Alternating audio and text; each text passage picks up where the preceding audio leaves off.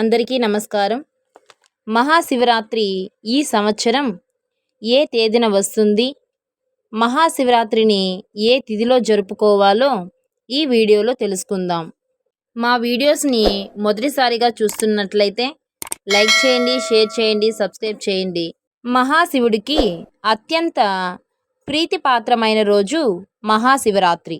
ఈ పర్వదినాన ఆ బోలా శంకరుడిని భక్తి శ్రద్ధలతో పూజిస్తారు. భక్తులు ఉపవాసం ఉండి రాత్రంతా జాగరణ చేసి శివస్మరణ చేస్తారు. మహాశివరాత్రిని మాఘమాసం బహుళ చతుర్దశి రోజున జరుపుకుంటారు. క్యాలెండర్ ప్రకారం ఈ ఏడాది శివరాత్రి మార్చి 8వ తేదీ శుక్రవారం వచ్చింది. ఆ రోజున రాత్రి 8 గంటల 13 నిమిషాల వరకు త్రయోదశి తిథి ఉంటుంది. ఆ తరువాత నుంచి చతుర్దశి తిథి ప్రారంభమవుతుంది.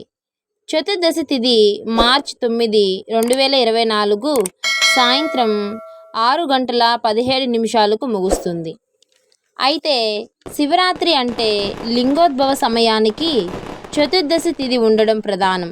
అందుకే మహాశివరాత్రిని మార్చి 8న జరుపుకోవాలని పండితులు చెబుతున్నారు.